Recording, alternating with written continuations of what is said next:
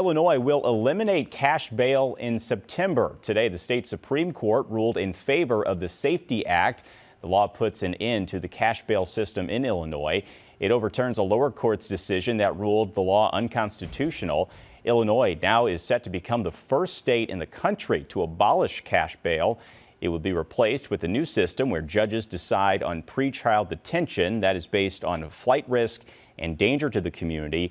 Proponents say it sets higher standards for pretrial detention that avoids low-level offenders sitting in jail over cost. Many opponents say it will incentivize criminals to keep committing crimes. Disproportionately poor and the disadvantaged and Black American communities are who are impacted by cash bails the most. Crime's bad. You know, Walmart left because of crime, you know, for the retail theft and stuff. I've been here 40 years in this spot right here. Been here 70. And this is the worst I've ever seen Cahokia Heights.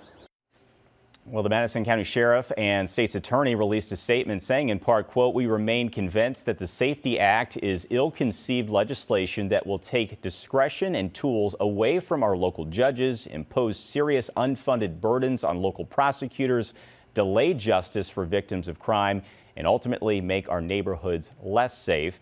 They went on to say that the county will be prepared for the law to take effect September 18th.